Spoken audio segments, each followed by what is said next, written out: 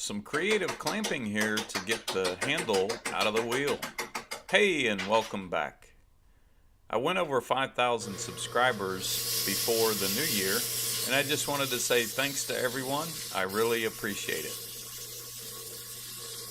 So I know I've shown this sequence before, but I really like the transformation that happens whenever you do one of these hand wheels on the lathe. So I'm just going to stop talking and let you watch.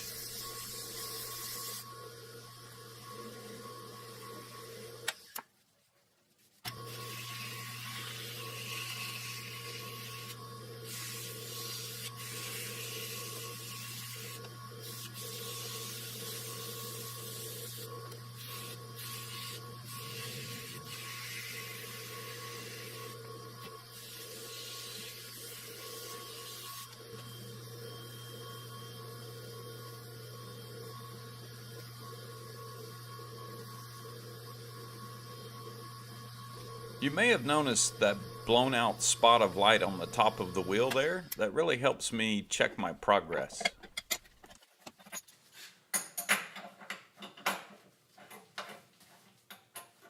The pin on the end of this handle is tapered a little bit, so it really helps to kind of work it back and forth in the collet to get it running somewhat straight. It's not perfectly straight because I don't think it's straight.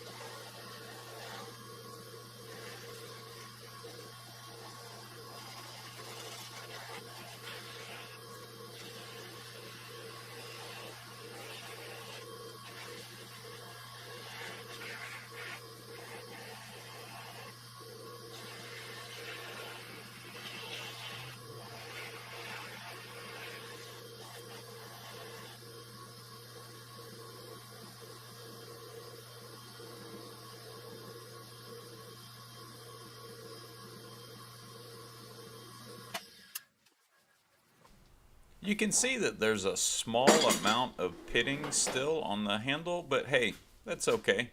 It looks pretty good.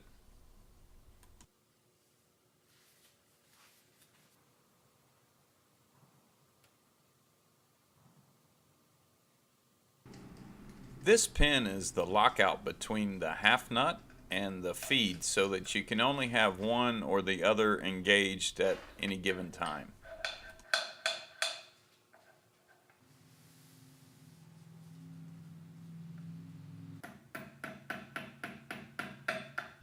It took me a moment here to realize that I was using the wrong size punch.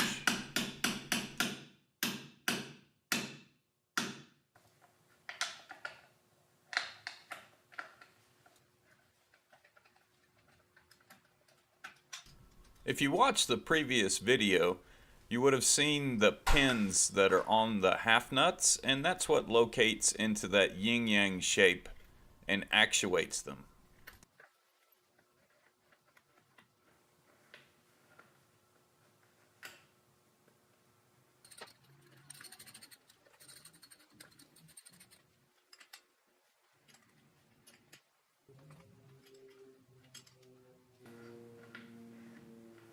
The clutch mechanism is a little bit difficult to install. There is a dog on that steel gear that engages into the brass gear, and it's spring loaded, so you have to compress it as you're installing it and engaging it at the same time, so it can be a little bit difficult.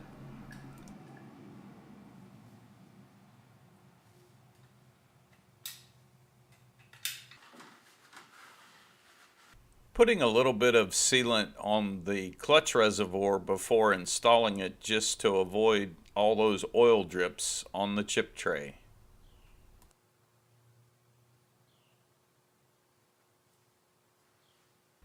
There's a roll pin on the end of the clutch mechanism shaft that indexes to the reservoir and keeps the shaft from rotating, so you have to make sure you get that lined up.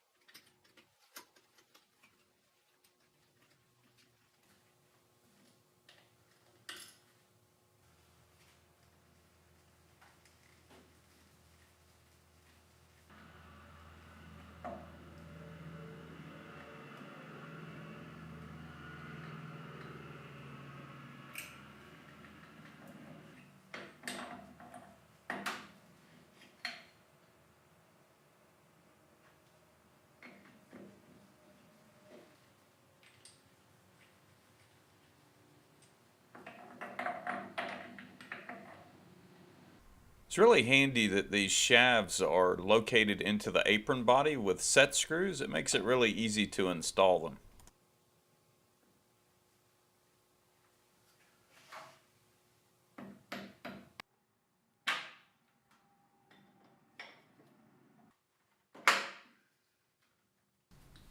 Just demonstrating that the lockout pin between the feed and the half nut works.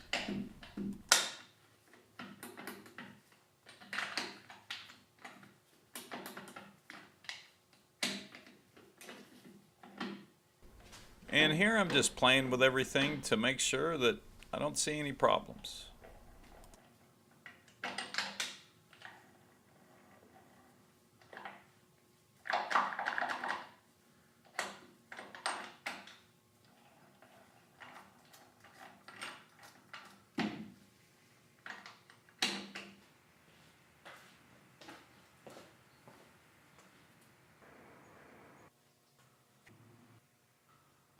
As you can see, the saddle is pretty much the worst part that I've dealt with so far, and the paint is just not salvageable.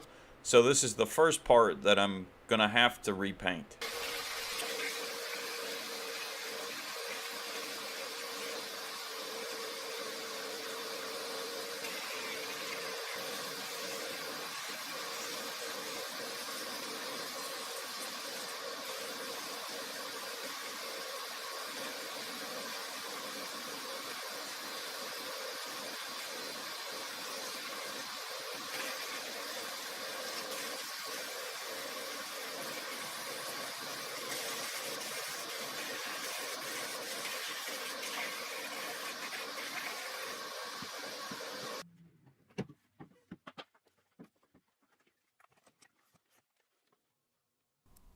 A quick trip through the blast cabinet and it looks like brand new. I thought about polishing the top surfaces on the saddle here, but in the end I decided to just paint the whole thing. There's quite a few dings in the top of it, and hey, that's less rust I gotta worry about. It may get chipped over time from dropping parts or tooling or what have you on it, but I like the way it looks. That's the saddle hardware and the mount hardware for the saddle to the apron. There's quite a lot of rust on the bottom side of this slide for the saddle. And yes, I am wearing a respirator while I'm doing this.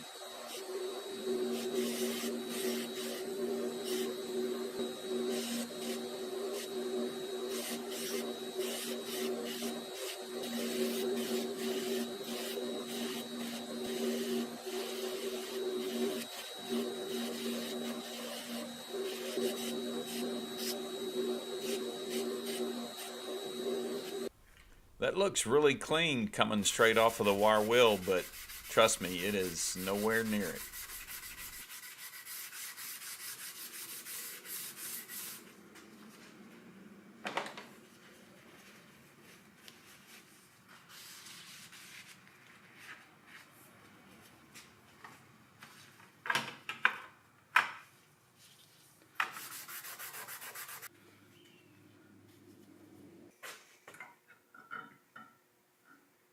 When I initially cleaned up the lathe, I put a coat of wax on the ways to preserve everything while I was processing the other parts. Here I'm just taking some acetone and Scotch-Brite and cleaning all the wax and any debris that's accumulated over time off.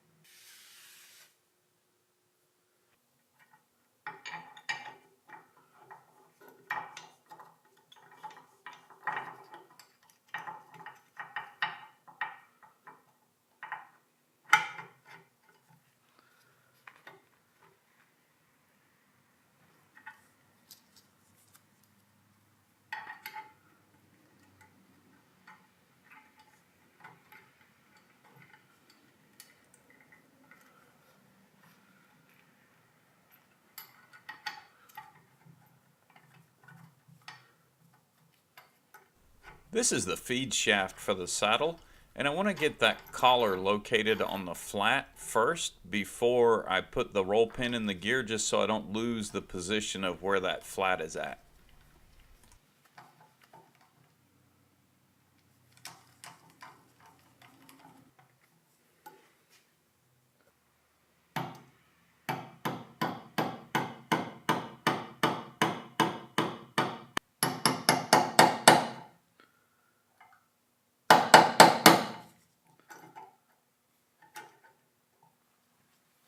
And of course, after installing the roll pin in the gear, I go back and adjust the collar up.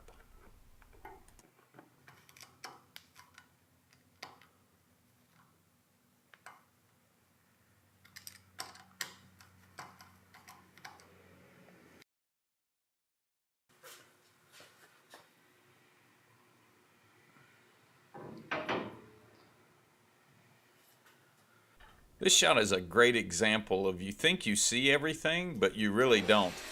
Those two rusty bolt holes there were cleaned with a tap and blown out and didn't have any rust in them, and they look fine with just the shop light, but it can't hide from the camera.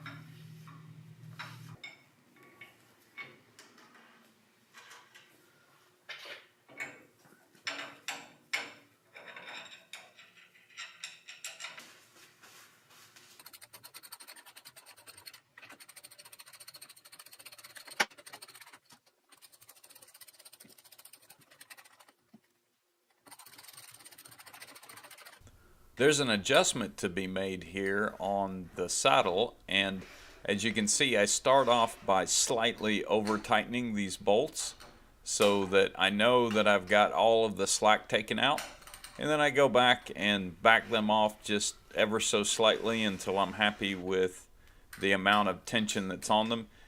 And after the lathe is completely assembled, I'll go back and adjust this again.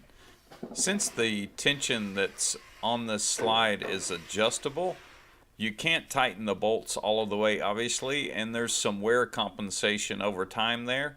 So there are some lock screws that jam the bolts in place.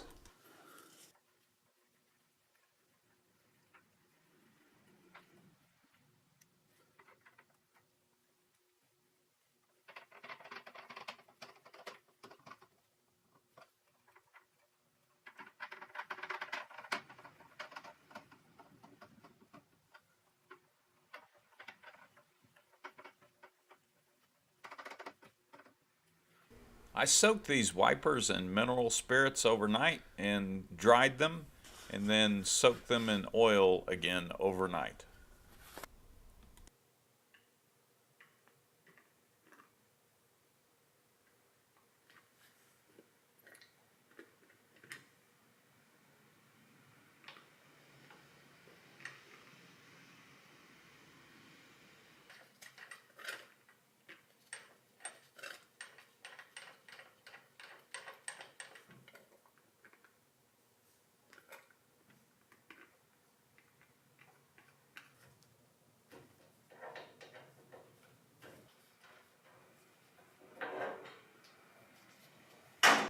It's a little bit tricky to get the keyway on the apron to align to the screw, but with a little playing around, I managed to get it. You can't really see it, so you just kind of have to feel it.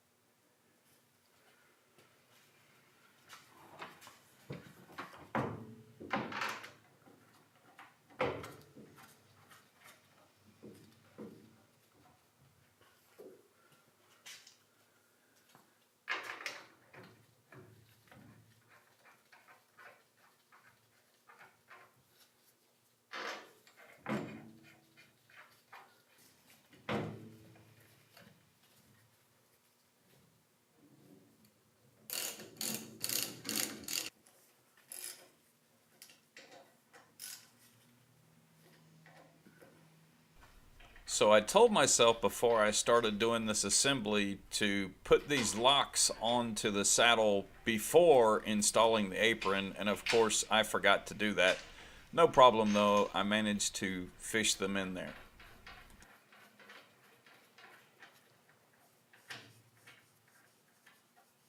And unlike my south bend, this has two locks for the carriage, which is awesome. I've noticed that on my south bend that I actually have a little bit of an issue when I'm using a milling attachment where it wants to lift off on the front right here where there's a lock on this one. It doesn't have a lock on that one. And I thought about this before I got this lathe, was that I need to add a lock to the front right there. So maybe I'll do that in a future video.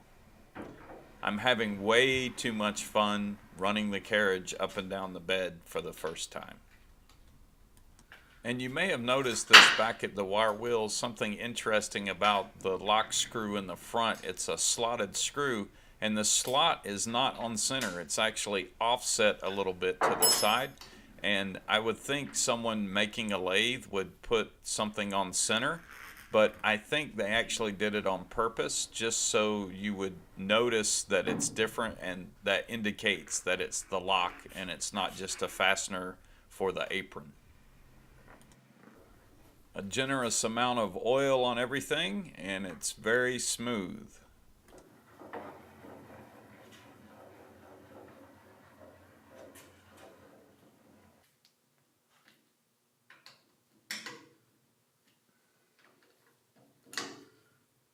Just using a 1/4-inch socket here to install the oilers in the top of the saddle so that I don't damage the ball that's on the oilers.